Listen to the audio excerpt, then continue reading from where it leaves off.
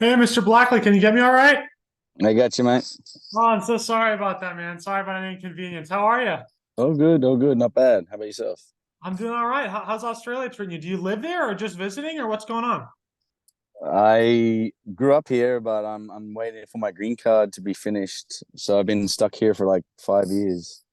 Oh, awesome. I So, know. Well, no, not really. My well, family's in America. My wife and kids are in America, and I oh, can't get over there. So I'm kind of I'm sorry stuck to hear here. about that. Yeah, it's a bit shit, but whatever. Do you at least get to visit often or no?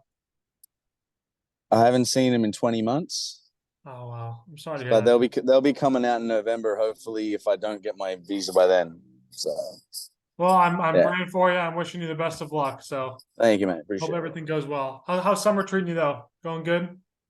Oh, that's winter here. Oh, really? Yeah, man. Southern Hemisphere. It's winter. It's like probably 11 degrees here, Fahrenheit. Sorry, Wow. Celsius. It's not that cold. Do you guys get Like I snow got my visiting or my no? car door is open right now. It's kind of hot in the car. So Wow. You guys get yeah. snow or anything over there or no? Oh, in the mountaintops, but not where I'm at now. All And I'm right. like on the far as you can get down south. Like right below me is Tasmania, and below that's Antarctica. So Okay. Wow. Geez. So you're pretty far south. Yeah. oh Um, yeah, I'm going to hop in. I don't want to take up too much of your time. I know it's valuable. Thank you all so good. much again for coming on. I really appreciate it. No worries. Um, my first question is just how did the experience of playing in the MLB differ from the other levels of even high competition that you experience, like the minors, and how is the pressure and the atmosphere different? It's a good question, man. So I guess the pressure I feel like that you feel in the major leagues is what you put on yourself, really, because of the years of working towards being there. You know it can be taken away at any moment, so that pressure is there, obviously, but it's we put it on ourselves by not being in the moment. I feel like I early days I felt that pressure a lot more than the years that the last year or two I played. I felt like I was older and more mature. I was able to just kind of keep that on the side and stay in the moment. Kind of like that whole screw it, just throw whatever caution to the wind and take on whatever is in the moment instead of thinking about the consequences of not pitching well. That yeah, as a young player, I would suggest trying to erase that from your memory or from your mind about what would happen if you suck, because then you're just bringing yourself more suck. So But yeah, sorry, finish up. Sorry. no, it's all good. I guess that can happen in any level. It comes with respecting your opponents. Obviously, if you respect them too much, you gotta believe in yourself to the point where you're the best guy on the field, even if that's not the truth. But as I said, at that level, anyone can beat anyone. I mean, hitting is really hard, and when you're a pitcher, we forget how hard it is, and we give them too much credit sometimes. When if you just stayed relaxed and let your stuff kind of do what it does naturally when you're in that relaxed state, that's when you're going to win more. You're going to have more winning outcomes. So we put too much pressure on ourselves, and I teach that now. I coach a lot. That's why I'm in a car right now, because I just got done doing some lessons, and that's one of the things I really try to get through the young kids. I'm like, man, you hitting's hard and you're nasty. You need to just see if they can hit you. Don't let them hit you, but don't also try to miss their bat, because hitting is so hard. They'll do all that for you. You just got to do what you can do. But Yeah, I mean that's awesome, and I think it's always cool to hear about guys who played in the majors and are now preparing our next generation, right? So thank you for doing that. Obviously, it's huge for the next generation to learn from the best, right? So, and the other thing is, like, I heard you say that it could be taken away at any moment. Like, is that something I wonder that lives in the back of your head, no matter how good or bad you're doing? Like, even when you're in the highest of highs in your career, are you still thinking like all it takes is a few bad games? no, no, I think when you're in that mindset and you're pitching really well, that's not even on your mind. It more starts coming in with doubt when you have having a bad few games. When you're in that bad stretch, the good pitchers are able to overcome that and put that behind them and work towards being good again. The ones that dwell on the bad outings seem to spiral more and more and more. And the brain is so strong in that. it will ruin you before your actual physical ability will. I feel like that's why sometimes you see like a fat dude who's not in shape still be able to dominate because he's beating you mentally. He's like, he believes it doesn't matter if he's as jacked as the guy across the other side. He's still nasty in his own way, and he's gonna beat you either. You know what I mean? It's mental. I reckon it's all up between your ears whether you're going to be a great pitcher or not. Um, I often tell kids coming from Australia, my goal, and I wasn't even a good junior player. I got better right around 17, 18, 19. That's when I really took off. But before that, I wouldn't make many rep teams or anything like that. And I really believe that wish I had a shot for like being a Hall of Famer, not just being a major leaguer. Because once I got there, that was kind of like I made it. But like I couldn't stay there. Staying there was tough. I made it when I was 21 years old, man. Wow. And I had to get it taken away from me. And I got one little chance 3 or 4 years later, but I had 7 years before I really got back. And I mean, a lot of doubting myself in there, a lot of AAA seasons that were on the whole pretty good, but just enough bad games in there to keep me there. So Yeah. it's kind of humbling at the same time. And I realized it's my own brain keeping me out of the way. I went to Asia one year, went to Korea, and wasn't even thinking about being in the major leagues anymore, just thinking about doing good there. And I was killing it and against really good competition. So when I went back to America, I carried that into AAA, was super dominant, got called up. And then, you know, the Giants didn't use me a whole lot. I was more of like a safety net for Tim Lincecum that year. He was kind of struggling a bit, and I would warm up every inning, because he'd get in a jam like every inning. So the second I'm up, the third I'm up, the fourth I'm up, the fifth I'm up, and maybe get in the game in the sixth, maybe in the fifth. It wouldn't, but it was like I wasn't being used in a real role. But then when I went to the A's, that was different. That was when I was finally starting to find myself, and it's good. It's awesome, man. I wouldn't change nothing. Yeah, so playing for the Giants and the A's is kind of interesting for me to hear, obviously, because I live in the Bay Area. I'm from San Jose. So Mm, yeah, I'm a huge yeah. Giants fan. Oh But yeah, yeah. I know. I lived in Walnut Creek, and I lived in Brentwood, way out in the Antioch, oh wow, okay. because my Yeah. my wife's family is from there. But they've all moved out of there now. They're not in that area anymore. They're in Idaho. So Okay. Yeah, yeah, Idaho. Are you guys close to I've heard a couple areas in Idaho. Is that close to Boise or no? yeah, yeah, yeah. It's like 30 minutes northwest, like Star, it's called. But yeah, it's a good area. I've never been there, Oh, but okay. I've seen all my stuff is there because I haven't been able to go back to America Hopefully recently. soon, man. Keeping those Yeah, fingers crossed hopefully, for you. hopefully. But like just to go back on that last answer you had, like, are you of the belief that the game of baseball is like 90% completely, if not completely mental? Uh-huh. Oh yeah. I really do. I mean, obviously you've got to have some skills, some standard like attributes that make you good. And obviously having a nice lively fastball is great, but you know what? What's the point of throwing 100 if you can't control it or if you can't use it in a manner like there's different kinds of 100 miles an hour. There are guys that throw 100 and still fail, and there are guys that throw 100 and win. And different saying like it's not all about just how good you can pull down a fastball. Oh, I got nasty metrics on my pitches. Hey, doesn't matter if you can't put it together out there. And there's nowhere lonelier than a mound in front of 50,000 people because you know what I mean? Like everyone's looking at you. Yeah. There's the So, like, yeah, the mhm. lights on no one else, right? It's all like every single pair of eyes in that entire Yeah, arena or until you let stadium. go of the ball, they're looking at you. And I think that that's overlooked in the development of kids because like all they care about is blowing the gun away or having the nasty sweeping pitch that is rarely a strike. It just looks like a strike. You know what I mean? And what happens if that guy doesn't swing on that nasty pitch? And it might not be because he saw it. It might just be because he got caught him off timing and he was taking that pitch all the way, and then it breaks out of the zone, and you're like, oh shit. Sorry, I didn't mean to swear. You're good. Like, oh dang, is it like am I gonna did he just pick up something? Is that a tell? Did he just see something like and you're thinking to yourself way too much when all it was that guy was never swinging at that pitch because you caught him out of rhythm or something like that and he gave up immediately. Even though you executed a beautiful pitch, you can really mentally young kids, that is, screw themselves up. I like to look at their body language and decide my next pitch due to that. So if I lock a guy up and I get him to twitch, but he doesn't pull the trigger on, say, an off the body slider, he was looking away. You know what I mean? He was looking out over the plate, and I caught him kind of looking in the wrong area, seeing it coming at him, and then kind of twitch and lock up.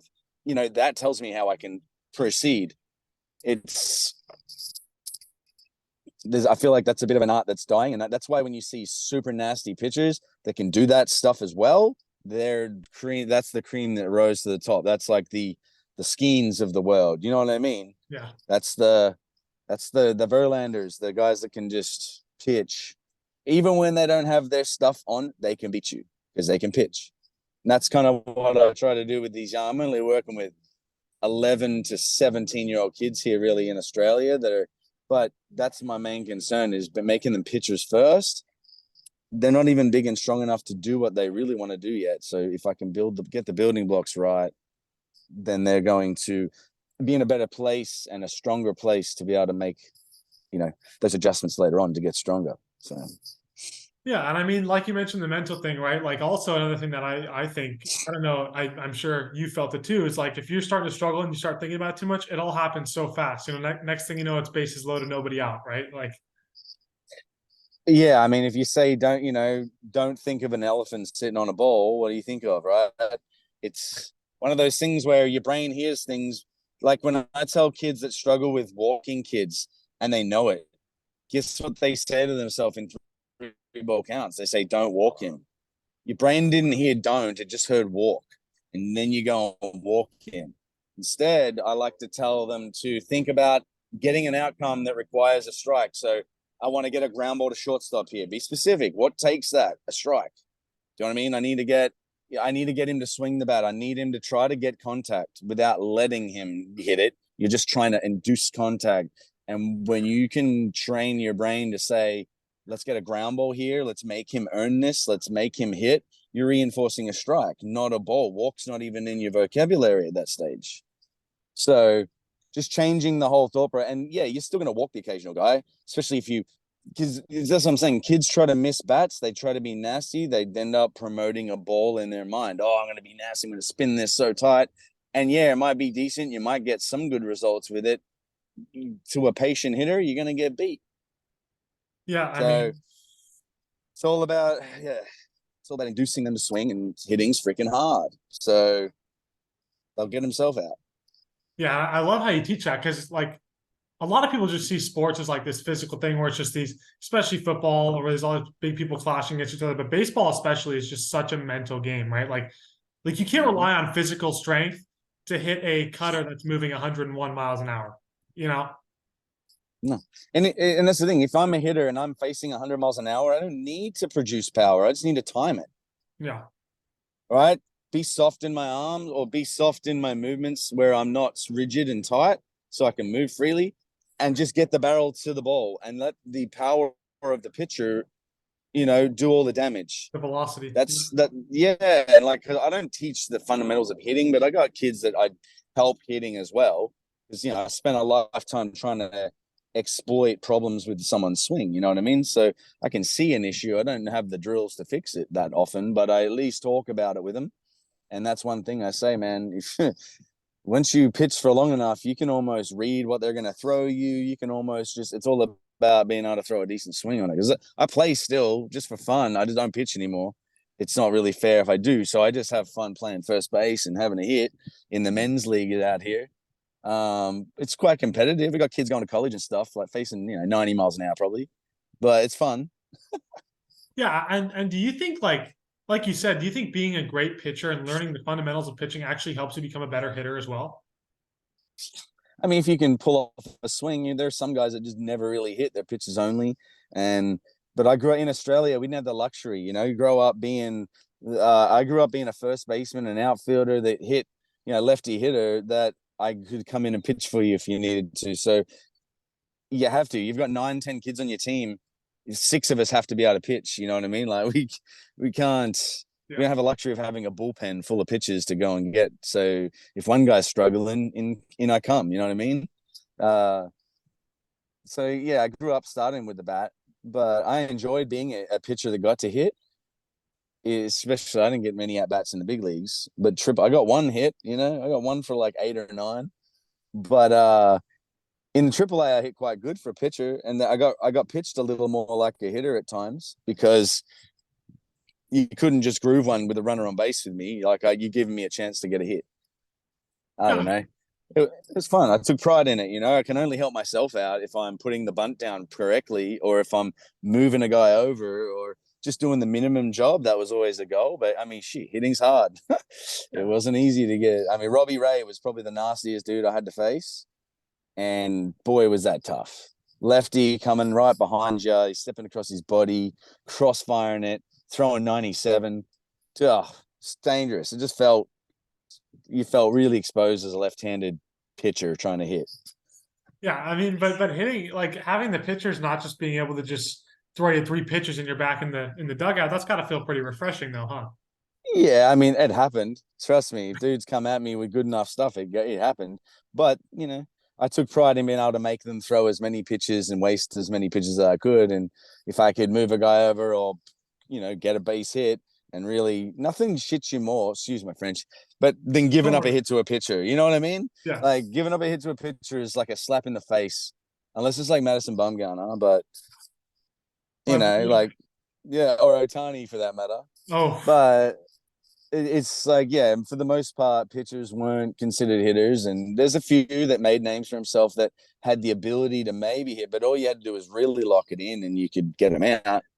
Carlos Zambrano was a pretty good hitter, and like I had to face him, and I fell 3-0 to him once, and I was like, what am I doing? And just all it took was like just breaking his timing a little bit, and I got him to pop up. I wasn't trying to strike him out, but yeah, no, it's totally between the years. I agree with you right there that, if I ever got the chance to go back to America and had to get like a degree in anything, it'd be sports psychology that I think I'd do pretty well in that. And I wouldn't mind learning a few of the technical, reasons for that. But yeah, as it is, I'm a bit of a psychiatrist myself without the PhD, with oh these really? kids is well, no, you're talking about sports science, sports psychology when you're talking about these things. So the way I'm helping them with their way to think out there on the mound, that's kind of being a psychologist in a way, that giving them, ways to help themselves out there. Yeah, I But mean, yeah, I was gonna follow up actually and ask like you kind of answered it almost, but all of us at some point kind of look back at our life and think that we could have changed something or done something differently. But obviously, you made it to the top in the MLB, right? I mean, that's an incredible feat by itself. But I'm curious, like, is there anything that you would have done different apart from what you told me of going back to America and studying the sports psychology, which is interesting? yeah, I mean, oh, this bird loves to attack my car, man. He sit here in the spot all the time, and he just noticed I'm here. But anyway, yeah, like as I said before, I wish I had like made my sights for what my dreams were, instead of just making it, being having my dream be a Hall of Famer. Because then if you fell short, you still had a 10-year career. Like I was fortunate to play 17 professional seasons, Wow. but only 4 of them at the major league level. I mean, 2 of them in Asia, a bunch of years in Mexico in the winter leagues. I got a really good run. I got to pitch a lot of innings. I mean, a couple of thousand innings total. And being able to keep a job for that long, I don't think there's been an Australian that's played longer, or at least thrown as many innings. They might have played longer as a reliever, but like total workload said, I think I'm probably leading the pack in that front by quite a substantial way. Not just major league. I'm just saying for AAA. I mean, from Yeah. 2004 onwards, it was AAA Ohio. So Yeah. So I'm curious. Speaking of your time in the majors as a Giants fan, lifelong, I gotta ask: favorite and least favorite part of playing in San Francisco? there is nothing least favorite about it. It's a quality, awesome organization. It's obviously an amazing stadium. It's like Oh yeah.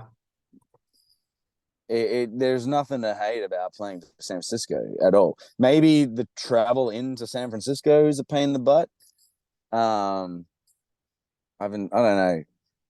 It was not. It was awesome. Don't get me wrong. you're probably not gonna like this. I preferred playing for Oakland. Each their own. And it's only because I really had a role there. And I was kind of like accepted by the fans more. I was more of like a name in the clubhouse or name in the fans' mouth. Like otherwise, the majority of Giants fans that weren't hardcore Giants fans, they couldn't tell you who I was. They didn't know me. You know, it was just some band-aid call up from AAA kind of to help the team, but I'd be gone as soon as, Affelt's back. Do you know what I mean? Yeah. So there was no like I was just a guy that didn't care. But when I went to the A's, I really made a bit of an impression on their fans, I guess, with some of the pitching that I was able to do for that club in situations that might have been overlooked. What I noticed there would fans would come and tell me how much they appreciated the fact that I came into a game in the third inning down by 6 runs, but I pitched the rest of the game and I saved our bullpen and we went 5 wins in a row after that. We didn't win that game, but we had a fresh pen for 5 days and we won a bunch of games, and they noticed that. No one from any other team I played for would actually come and say, we appreciated, or, not in those same words, but we understand that it's like you don't get the praise for your job because all your job is saving our bullpen for the real arms to do their job when we're winning.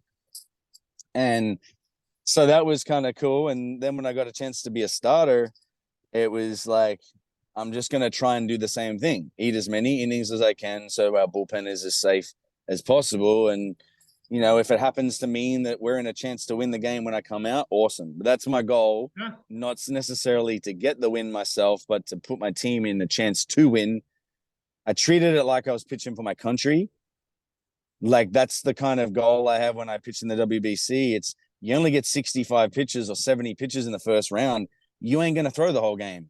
So be as economical as you can so you don't have to use 12 pitches in one game, and just like do the best you can to hold the score where it is.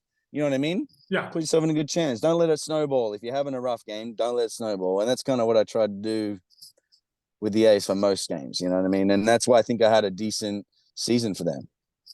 Yeah, and obviously I've been to a million Giants games, it feels like, but I've been to multiple in Oakland as well. And I hate to say it, but it does just feel like the A's fans are like that rooted in Oakland phrase, it really bleeds true.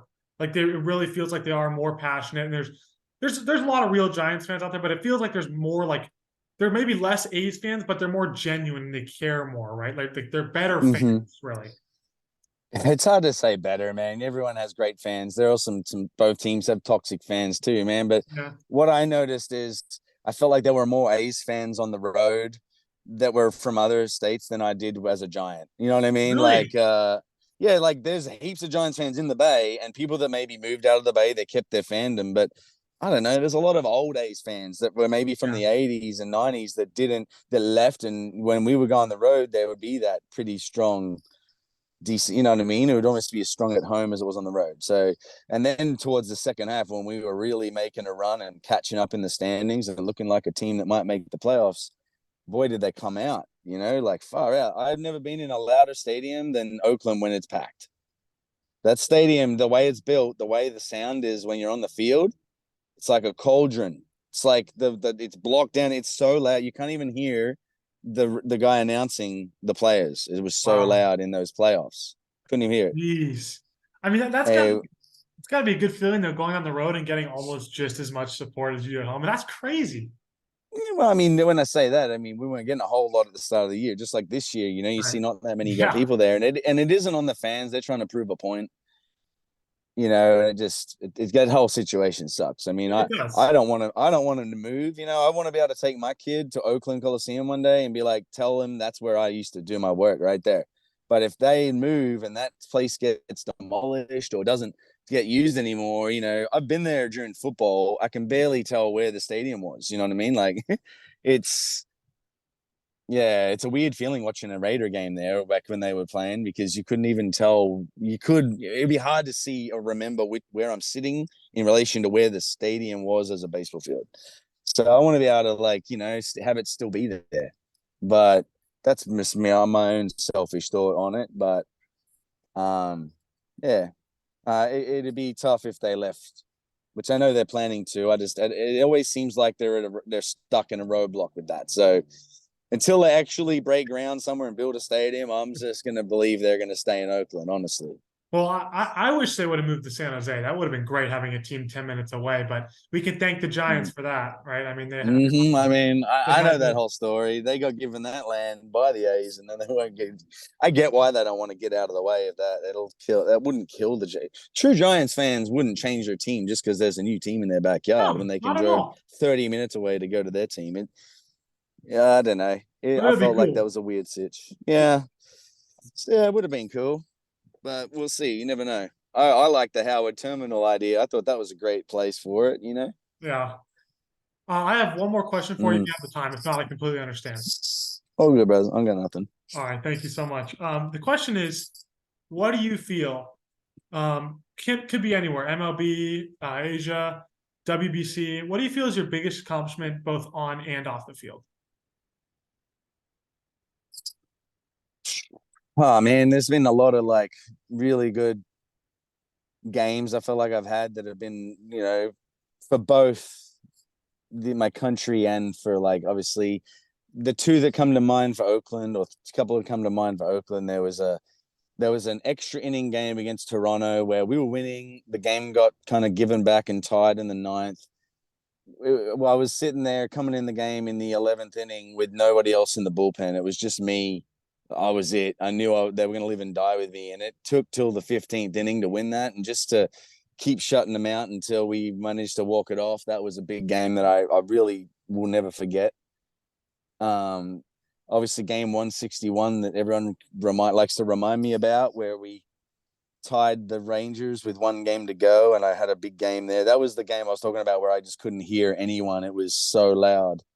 And the roar of getting out of that first inning, striking out Josh Hamilton, and hearing that roar, just like I wasn't going to give it up that day. There's a lot that went into that. And then there was a game against Kershaw early in the year, like probably middle of the season, that I had where I managed to outduel him for 8 innings, and I didn't get the win. We had a grand slam to walk it off. Cespedes did a walk-off grand slam, but it was 8 innings, 1-1, 3 hits apiece, just real economical baseball, like super quick game.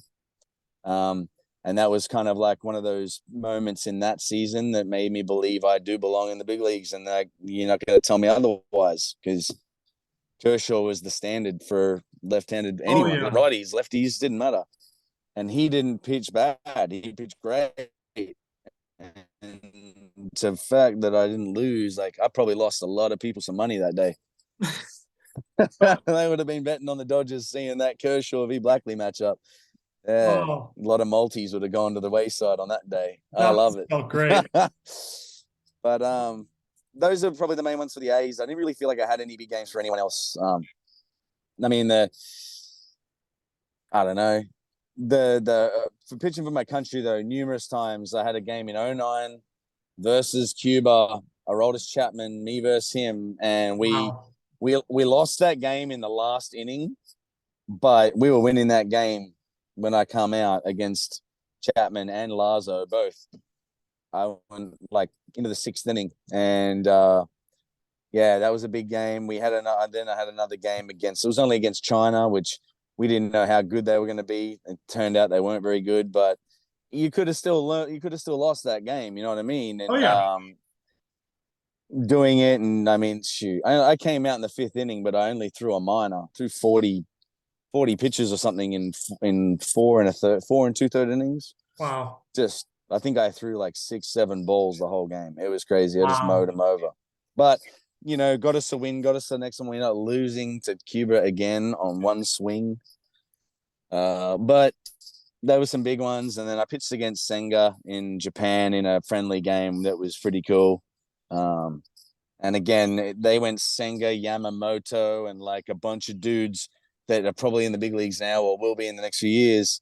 And I just zeroed them for 6 innings on 2 singles and picked them both off. The two guys that got hit, I picked them off. So it was kind of like one of those games where throw whoever you want. Sure, you struck us out 20 times, but you couldn't get a runner past second. So it was good.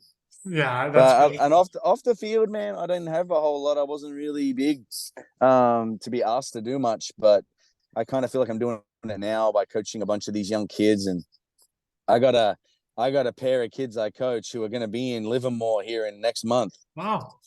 in that 50-70 tournament that plays at Livermore.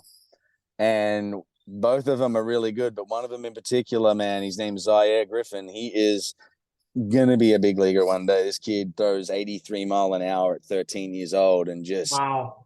I mean, but strikes. And he looks like a Roldis Chapman, but right-handed.